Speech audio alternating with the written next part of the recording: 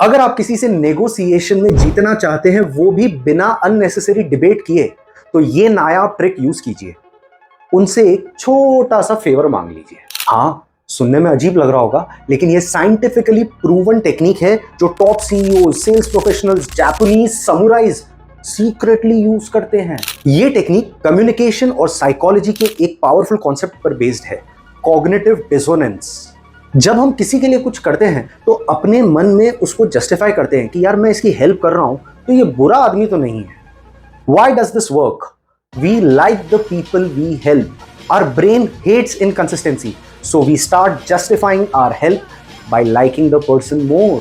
और जब किसी को आप पसंद आने लगते हो तो नेचुरली वो आपके साथ अग्री करने लगेगा।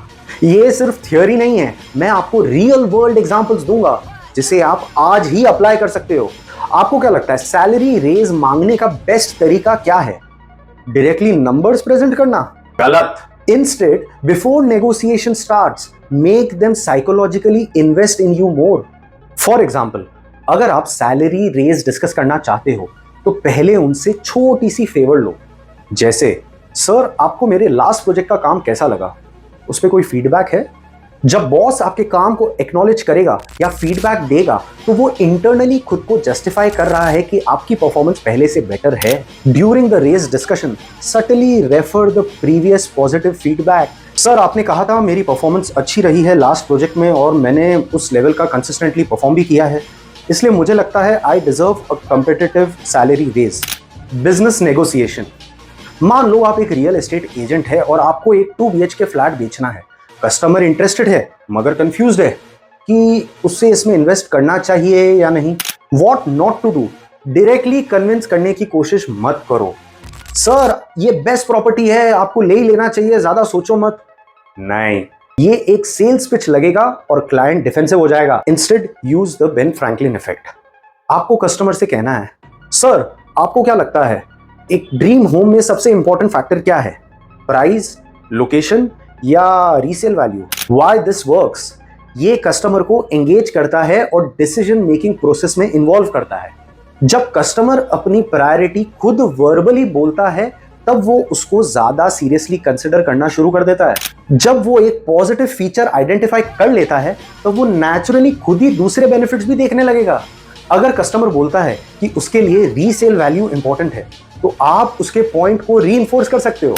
आप बिल्कुल सही सोच रहे हैं सर, इस एरिया का वैल्यू पिछले 5 साल में कंसिस्टेंटली 12% ग्रो हुआ है। अब कस्टमर को कन्विंस करने की जरूरत ही नहीं, वो खुद ही कन्विंस हो रहा है। People believe what they conclude, not what you tell them. What not to do.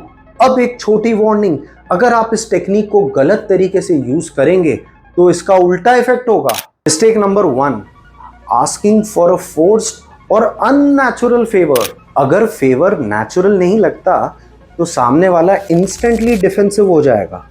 अगर आप किसी से बेरली भूले बिसरे बात करते हो और फिर आप एक दिन अचानक उठ के उसे कहते हो कि यार मुझे जॉब रेफरेंस दिला दे, तो उसे लगेगा कि आप उसे यूज कर रहे हैं। इंस्टेड आस्क, मुझे जानना है कि आपने अपनी कंपनी ज्वाइन करते टाइम क्या देखा था, क्या कल्चर या ग्रोथ फैक्टर इंपॉर्टेंट पार्ट था?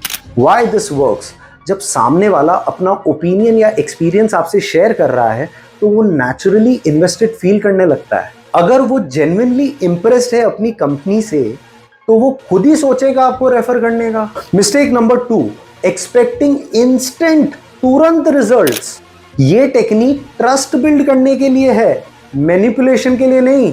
हर कोई इंस्टेंटली हाँ नहीं बोलेगा, लेकिन अगर आप कंसिस्टेंटली छोटे छोटे फेवर्स मांगते रहो तो नेचुरली लोग आपको सपोर्ट करना शुरू कर देंगे। अगर आपको ये टेक्निक पावरफुल लगी हो तो कमेंट्स में लिख दो गॉट इट प्रखर, ताकि मुझे भी पता चले कि आप लोग कुछ सीख रहे हो।